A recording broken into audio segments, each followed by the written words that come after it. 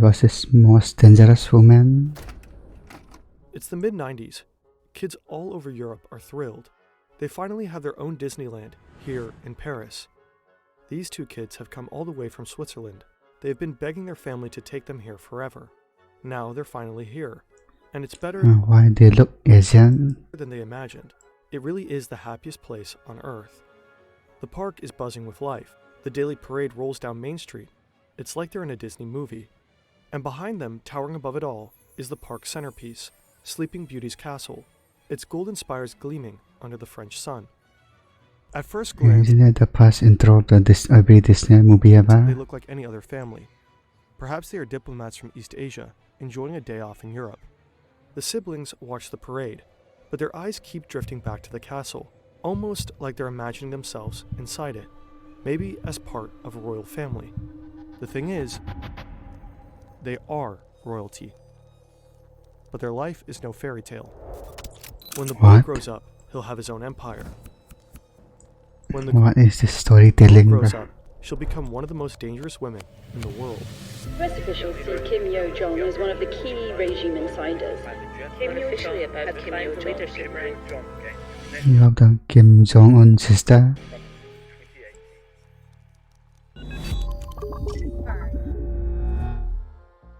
October 2024, Pyongyang, North Korea.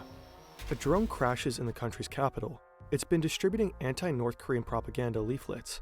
It was most likely sent by South Korea, another act in the decades-long war between the two formerly united countries. The regime issues an official statement, warning that South Korea can expect the worst if they dare to escalate military tensions again. The worst meaning nuclear retaliation. The border is armed at full wartime strength, on standby to open fire. Nuclear threats coming out of North Korea are nothing new. Kim Jong-un has long threatened to annihilate his neighbor and regularly flaunts the regime's growing nuclear arsenal. What is new is that this threat isn't coming from him. It's coming from her. Kim Jong-un's younger sister, Kim Yo-jong. The world has seen this woman before. In February 2018, at the Winter Olympic Games in South Korea, for the first time in decades, a direct member of the Kim family sets foot on South Korean soil. For 3 days, Kim Yo-jong captivates the media, attending meetings, having lunch with South Korea's president, Moon Jae-in, shaking hands. Unlike her brother, she is not intimidating. She is not shouting threats. She is charming, soft-spoken, and diplomatic. For a brief moment, it feels like North Korea might be changing course. Maybe this is the start of a new era, a path to peace. But the Yo-jong people see in South Korea is just one I don't think so, side though. of it. Soon, the world will Peace. see the other. North Korea is a country built on control. Every piece of information is carefully managed by the regime. Outside the DPRK, we like to think that we're in control of our own information. In North Korea, images and stories matter. The Kims aren't just rulers. They are chosen by fate. Their power is divine. Every policy, every decision, every act of the regime serves a single purpose: ensuring the Kim dynasty's survival. Kim Yo-jong was born in 1987, or maybe in 1989. It's hard to verify. In 2011, Kim Jong-il died unexpectedly.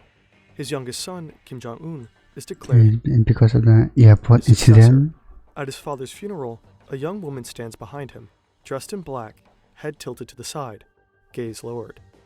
She weeps like the others, but unlike her brother, nobody knows her name.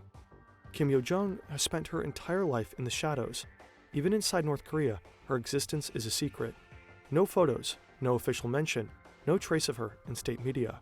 But that changes in the chaos of succession. At first, she blends in like any other aide, a quiet, dutiful presence in the background.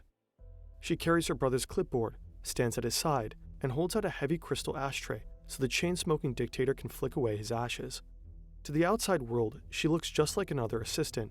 But if you look closely, she's always there, standing apparently behind him not. at key moments, ensuring everything runs according to plan. Foreign analysts start noticing her presence. Intelligence agencies, journalists, and defectors all begin asking the same question. Who is she? For Kim Jong-un at least, she's a close confidant, the only member of the family he truly trusts.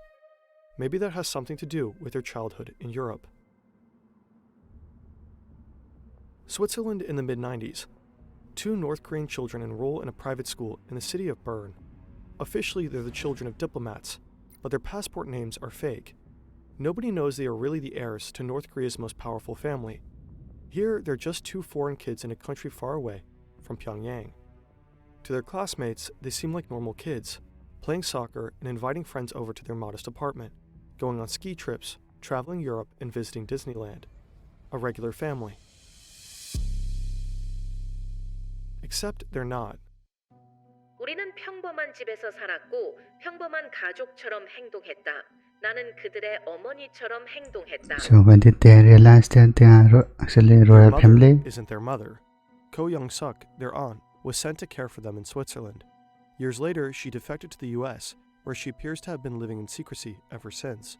Ko Young-suk told the Post she traveled from North Korea to take care of Kim, his older brother, and younger sister when they attended this boarding school in Switzerland.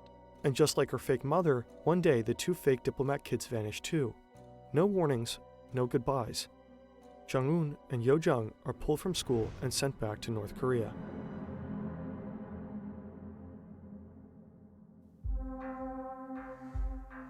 After Yo-jung's stint in Switzerland, she studies computer science at Kim Il-sung University in Pyongyang.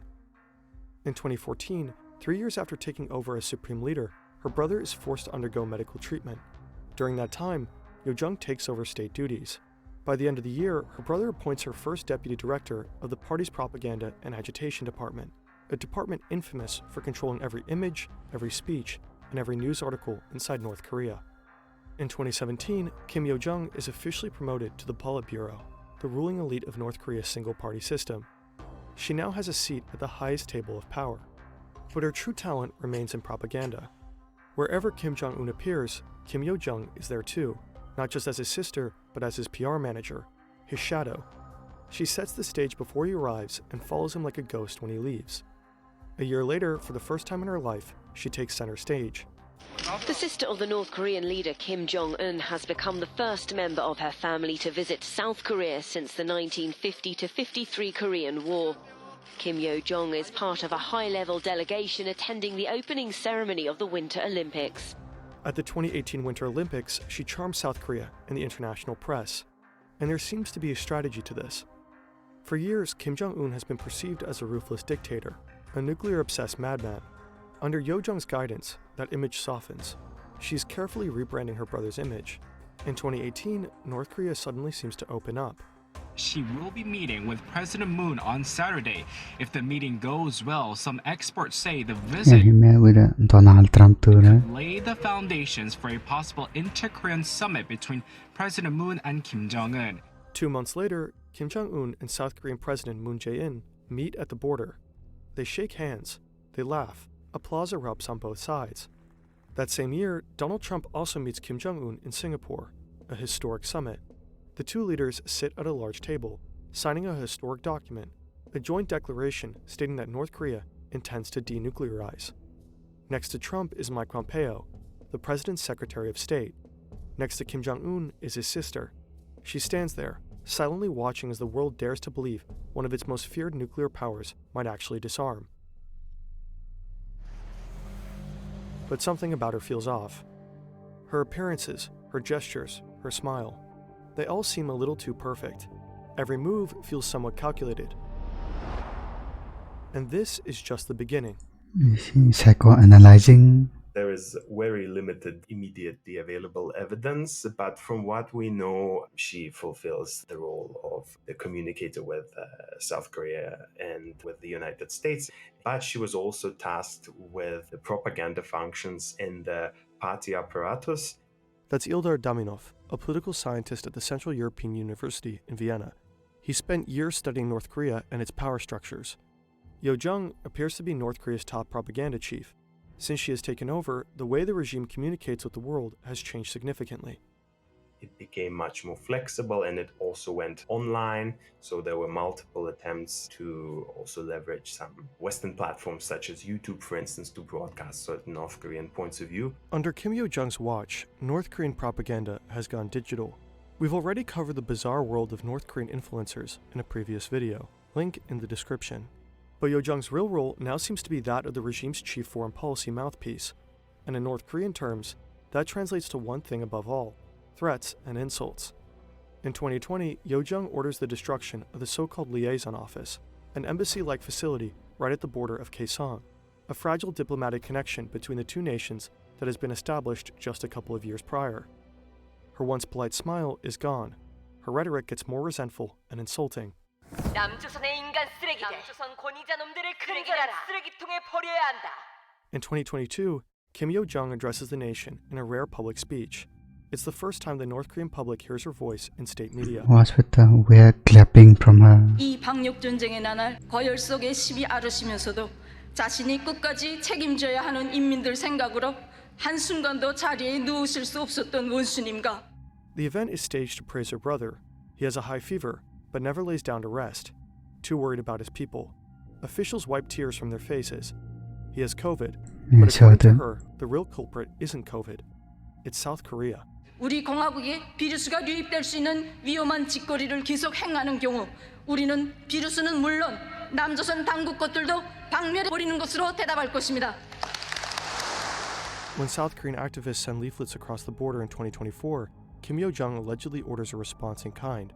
Balloons floating back over the DMZ, carrying bags of garbage and feces. In October, she calls Ukraine and South Korea vicious dogs bred by the United States. And in another written statement later that month, her final words are just as blunt. There can never be a change of the line. Have sanction, pressure, and threats stopped us? They've only made us stronger. If one is not a fool, one should not do a stupid act of expecting our change. North Korea never honored its agreement with the US.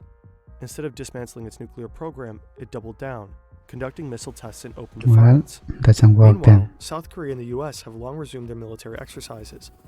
In 2023, then US President Joe Biden formally pledged military support to South Korea should a nuclear war with the North ever break out. North Korea is forging alliances of its own. In June 2024, Kim Jong-un and Russian President Vladimir Putin signed a military pact, vowing mutual military assistance. Soon after, North Korea sent thousands of soldiers to Russia to support its troops in the war against Ukraine. North Korea is now actively inserting itself into a conflict that stretches far beyond its own borders. And while Kim Yo-jong hurls one aggressive threat after another into the world, her brother carefully cultivates the image of a benevolent leader. It's almost as if they switched roles. Or, as Sung Yoon-lin, author of the only biography on Yo-jong, puts it, he's the bad cop, she's the even worse cop. In 2024, North Korea released a surreal propaganda video that went viral. Cheerful children wave flags, factory workers clap and sing, soldiers go crazy playing violins in an orchestra, while grinning female soldiers leap into the air, giddy with joy. It's a carefully staged and almost hilarious spectacle of devotion. It's exactly the opposite. The real North What's Korea happening? is different. It's a country where people are thrown into prison camps public for the slightest defiance.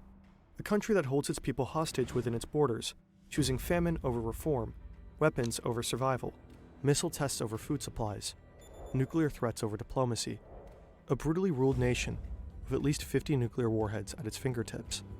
Historically, the Kim dynasty has always passed power from father to son. Kim Jong-un's health is a question mark. He's only in his early 40s, but rumored to have severe health problems, likely due to his chain smoking, excessive drinking, and rumored heart issues. If something were to happen to him tomorrow, North Korea would be left with no clear successor. At least, no male successor. In recent years, North Korea has quietly been introducing another Kim to the public, Jong-un's daughter, Jue. She's been seen at missile launches, standing beside her father, eerily composed for a child. State media call her the beloved daughter and the respected child. Some analysts believe she's being groomed as the next supreme leader. The thing is, Kim Jue is only 11. If her father were to die unexpectedly, she likely wouldn't be ready to rule. Even though women have taken on more visible, more authoritative roles in Kim Jong-un's regime, the country remains deeply patriarchal. Women face systematic abuse and forced labor, often at the hands of state officials. 70% of defectors are women. Most flee into China, or many are because escaping North Korea is nearly impossible. If a woman were to succeed Kim Jong-un, it would likely be one with the power, experience, and authority to do the job. His sister. Once a soft-spoken figure in the background, Kim Yo-jong has become one of the most powerful and feared figures in North Korea. Under her watch, the regime has learned to manipulate its global image more carefully than ever before. But her power isn't just about controlling narratives. By 2021, Yo-jong has reportedly followed her brother's path. According to multiple sources, she personally ordered the execution of high-ranking government officials, simply because they annoyed her. But perhaps the most dangerous thing about her is that she has a direct line to Kim Jong-un, the one person who sits at the nuclear button and trusts her judgment more than anyone else's. She could actually hit the button now. That's kind of scary. No one knows just how far she's willing to go.